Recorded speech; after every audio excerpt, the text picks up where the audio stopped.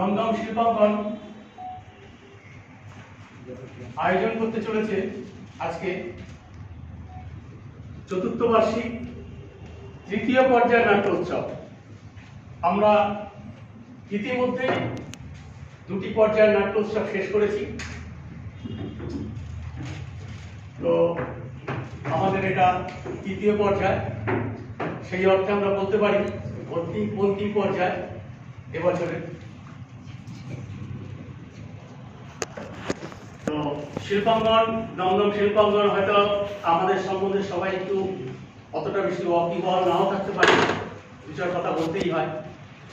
এরকম একটা জায়গায় সুযোগ পেলে আমরাও বলার চেষ্টা করি। দমদম শিল্পাঙ্গন শুধু মঞ্চের মধ্যেই, ডায়ালগের মধ্যেই কিন্তু সীমাবদ্ধ থাকে না। দমদম শিল্পাঙ্গন বিভিন্ন ধরনের প্রান্তিক মানুষ, গরিব দুঃখীদের পাশেও দাঁড়ায়। সেটা আমরা করোনার সময়ও দাঁড়িয়েছি, আমাদের সীমিত ক্ষমতার মধ্যেও মানুষকে 6 মাস ধরে খাবার খাইয়েছি। প্রায় কম করে 13 থেকে 14টা পরিবারকে আমরা 6 মাস ধরে খাদ্য সরবরাহ করেছি করোনার সময়। ওটা তো ধারাবাহিক, এবং তাৎক্ষণিকভাবে আমরা 300টা পরিবারকে 3 দিন ধরে খাবার দিয়েছি, শুকনো খাবার দিয়েছি। শুধু তাই নয়, প্রতি বছর আমরা দুস্থ মানুষদের পাশে থাকার জন্য নতুন বস্ত্র প্রদান করে থাকি। কিন্তু এবছর যেটা হয়েছে আপনারা জানেন, দুর্গাপুজোর প্রাক্কালে একটা ভয়াবহ বন্যা হয়ে গেছে। আপনারা হয়তো অনেকেই জানেন, আমরা পোস্ট করেছি। সেই ভয়াবহ বন্যার্তদের পাশে আমরা দাঁড়িয়েছি। ক্ষুদ্রতম ত্রাণ নিয়ে তাৎক্ষণিকভাবে, মানে সঙ্গে সঙ্গে খুব স্বল্প পরিসরের মধ্যে আমরা লোকের পাশে দাঁড়ানোর চেষ্টা করি।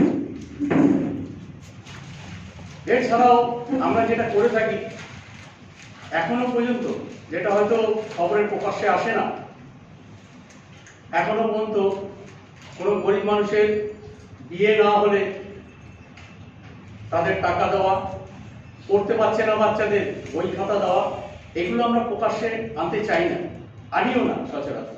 এগুলো আমরা করে চলেছি এখন আর কি। এগুলো সবসময় প্রকাশ্যে আসলে মানুষ পাগল হয়ে যাবে আর কি, মিডিয়া পাগল হয়ে যাবে, যারা দেখবে তারাও পাগল হয়ে যাবে। প্রতিনিয়ত এটা আমরা করে থাকি। তো যাই হোক, ওটা বিস্তারিত যাব না। তবে আমাদের শিল্পাঙ্গন সম্বন্ধে আরো 2-4টি কথা একটু বলি। সেটা হচ্ছে, আমরা এই শিল্পাঙ্গন শুরু করেছিলাম 1996 সালের 16ই আগস্ট। এই শিল্পাঙ্গন আত্মপ্রকাশ করে একটা স্কুল প্রতিষ্ঠানের মধ্যে দিয়ে, অর্থাৎ অঙ্কন, সঙ্গীত, নৃত্য, বাদ্যযন্ত্র এইসবের মধ্যে দিয়ে। তারপরে ডালপালা ক্রমশ ছড়াতে শুরু করে। আমরা এর মধ্যেই বেশ কিছু short film, documentary film, ad film এখনো করে চলেছি। আমাদের ইদানিং 2টো কাজ শুরু হবে আর কি। তো ফিচার ফিল্ম করার আমাদের টার্গেট রয়েছে, এরকমই আমাদের কথাবার্তা চলছে। তো যাই হোক, এই কাজটা যেমন আমরা করি, মানে গঠিত হলো আমাদের ফিল্ম প্রোডাকশন একটা হাউস। তারপরে সে ডালপালা বিস্তার করে শুরু হলো বাচ্চাদের পড়াশুনো বিভাগ। অর্থাৎ সেটা শুনলে হয়তো আপনারা কিছুটা হয়তো উপলব্ধি করবেন, বাচ্চাদের একটা বিভাগ চালু হয়েছে পড়াশুনো শেখানোর। সেখানে কোনো পয়সা নেওয়া হয় না বাচ্চাদের, আমরা বিনা পয়সায় পড়াশুনো শেখাই। আমাদের সেই ইউনিটটাও চালু হলো। তারপরে তো আমরা এই নাট্যচর্চা এই বিভাগটাও আমরা শুরু করলাম। সেটা হয়েছিল 2010-এ। তো যাই হোক, তারপর থেকে এটা চলছে। কিন্তু প্রতিষ্ঠানটা আমাদের শুরুয়াত হয়েছিল 1996 সালে। তো এই হচ্ছে আমাদের কর্মকাণ্ড। এর ফাঁকে আমরা অনেক কিছুই করি। আমরা একটা বাৎসরিক পত্রিকা বের করি। আমাদের আনুষঙ্গিক সব রকম প্রোগ্রামিং হয়। যেহেতু আমাদের স্কুল প্রতিষ্ঠান, তাই আমাদের অনেক কিছুই করতে হয়। আপনারা জানেন, একটা স্কুল প্রতিষ্ঠান মানে সারা বছরই এই প্রতিষ্ঠানের জন্ম, এই সরস্বতী পুজো, এই বিজয়া দশমী থেকে শুরু করে সবই করতে হয়। সব আমাদের শুধু এই সিনিয়রগুলো যারা দেখছেন, এদের পাশাপাশি জুনিয়র ছেলে পেলেরাও আছে, তারা ওইসব জায়গাগুলোতে আছে আর কি। তো এত দূর করে কেউ আসতে পারেনি। তো যাই হোক, অত বিস্তারিত যাবো না, আবার অন্য একদিন আবার আরো বিস্তারিত বলবো। তো যাই হোক, আমরা এখানে অতিথি হিসেবে আমাদের মধ্যে উপস্থিত রয়েছেন আমাদের প্রধান অতিথি, যিনি শ্রদ্ধেয় শ্রী সুব্রত কাঞ্জিলাল মহাশয়। সুব্রত দা আমাদের মাঝে উপস্থিত হয়েছেন। আমরা ওনাকে ডেকেছি, পাশে পেয়েছি। একজন নাট্যকার, বিচক্ষণ মানুষ, শিক্ষিত মানুষ যাকে বলে, বিশেষ করে নাটকের বিষয়ে আমরা ওনার কাছে অনেক পরামর্শ নিই, অনেক কিছু শিখেছি। তারপর রয়েছেন বাংলাদেশ থেকে আগত আনিসুজ্জামান হাসান, রঙ্গভূমি থিয়েটার ময়মনসিংহ, বাংলাদেশ থেকে এসেছেন। আমরা ওনাকে পেয়ে আমরা খুব ধন্য মনে করছি। বাংলাদেশের রঙ্গভূমি থিয়েটারের প্রতিষ্ঠাতা বাংলাদেশ থেকে, সুতরাং ওনাকে পেয়ে আমরা খুব গর্বিত। পাশে রয়েছেন আমরা অমরকান্তি দলের নির্দেশক সুদীপ্ত দা। তারপরে রয়েছেন সুদীপ্তা রয়েছে ওদিক থেকে অতিথি হিসেবে। তারপরে রয়েছেন গণপতি নস্কর, গণপতি দা রয়েছেন, সবাই চেনেন হয়তো ওনাকে, পপুলার লোক। একটা সময় তো সোশ্যাল মিডিয়া ভীষণ ভাবে দাবিয়ে বেরিয়েছে, বিশেষ একটা কারণে, বিশেষ অন্য কারণে আমরা জানি, আবারও হয়তো কিছু কিছু জানেন। একটা সময় একদম প্রকাশ্যে ছিল আর কি।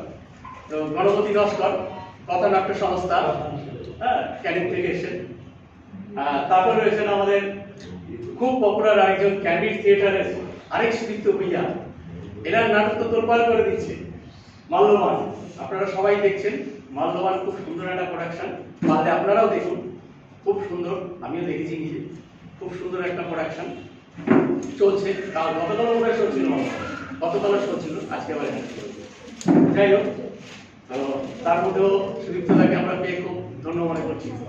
যাই হোক, আমরা বক্তব্য আর দীর্ঘায়িত করবো না, আমরা পরপর আনুষঙ্গিক কাজগুলো শুরু করি। সেটা আমরা আগে প্রদীপ প্রজ্বলনটা করি, উদ্বোধনীটা করি, ঠিক আছে?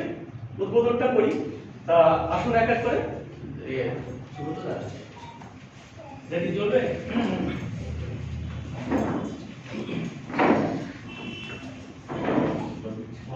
এই ইয়ে কোথায় মাঝখানে যায়, ছবিগুলো চল না মাঝখানটা চলবে।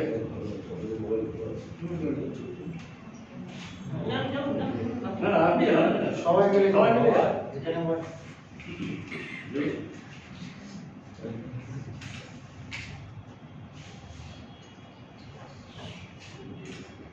হাততালি দাও।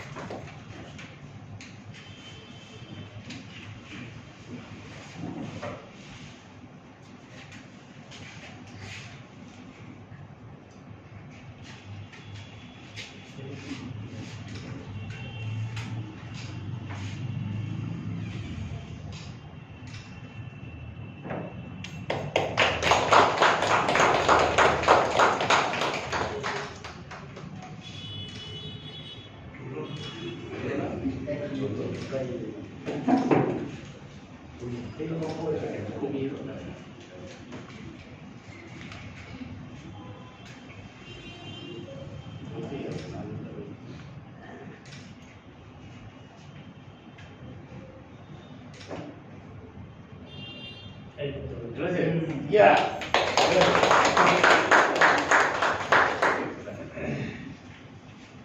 সুদীপ্ত ভূঁইয়া প্রদীপ জ্বালিয়ে আপনি ওটা কাটিয়ে নেন, খাতা লিখে দেবেন।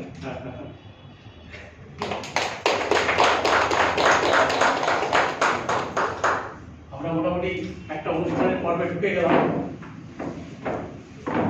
অনুষ্ঠানের মধ্যে আমরা ঢুকলাম।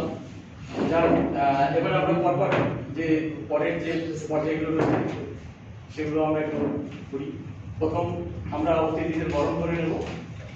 প্রধান অতিথি হিসেবে আজকে যিনি উপস্থিত রয়েছেন শ্রদ্ধেয় শ্রী সুব্রত কাঞ্জিলাল মহাশয়, ওনাকে আমরা উত্তরীয় বরণ করে নিচ্ছি। উত্তরীয় পড়েছেন আমাদের দলের এক সদস্যা স্বপ্না দে। সরকারের প্রধান অতিথি হিসেবে যিনি উপস্থিত করেছেন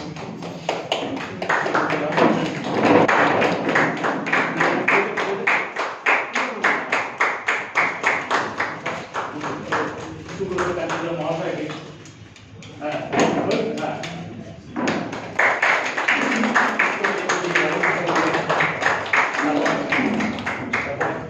হ্যাঁ আমরা ব্যাচ করিয়ে বরণ করে নিচ্ছি সুব্রতদাকে।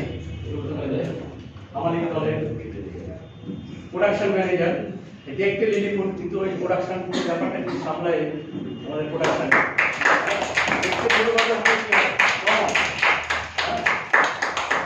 সবাইকে নাড়িয়ে দিতে পারে। প্রোডাকশন ম্যানেজার বিশ্বজিৎ পাল ব্যাচ করিয়ে আমরা বরণ করে নিলাম অতিথিকে। তারপরে আমরা একটা আমন্ত্রণ পত্র তুলে দিচ্ছি সুব্রত কান্তিলাল মহাশয়ের হাতে। আমরা তো সরাসরি দিতে পারিনি, তাই অনুষ্ঠানের মধ্যে থেকেই আমাদের তারপর আমরা একটি ছোট্ট সাম্মানিক আমরা তুলে দেবো। ছোট্ট একটা সাম্মানিক আমরা তুলে দেওয়ার চেষ্টা করছি। ছোট্ট একটা সাম্মানিক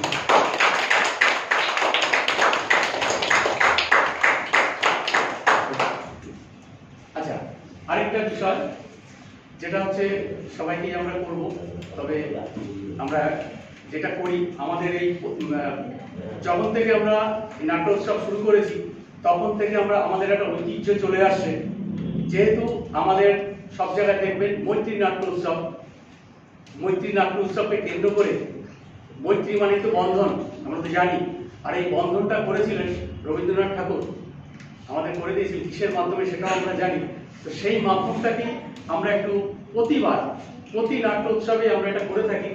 তো আমি রাখি পরিয়ে সুব্রতদাকে রাখি পরিয়ে বন্ধনে আবদ্ধ করছি, এটা আমাদের একটা ট্রেডিশন হয়ে গেছে। হ্যাঁ, এই বন্ধনটা আমরা দেখে রাখবো। এটা আমরা প্রতি নাট্য উৎসবে এটা আমরা করে থাকি। অকাল রাখি বন্ধন বলা যায়। বর্ধমান কোনো অকাল নেই। উৎসবটা নির্দিষ্ট একটা দেশের সময় করে কিছু পায়। যাই হোক, আমরা এটা অকাল করি, মানে যখন তখনই করি যাই। আচ্ছা, তারপর আমরা এক এক করে ফিরে যাই, আমাদের ওটার পরে আসি। তারপর আমরা এই দিক থেকেই আমরা আমাদের মধ্যে উপস্থিত রয়েছেন ক্যান্ডিড থিয়েটারের নির্দেশক শ্রদ্ধেয় শ্রী সুদীপ্ত ভুইয়া মহাশয়। ওনাকে আমরা ব্যাচ দিয়ে করে আমাদের দলের সম্পাদক রণদীপ পাল ব্যাচ করি উত্তরীয় পরিয়ে আমরা বরণ করে নিচ্ছি। রণদীপ পাল আমাদের দলের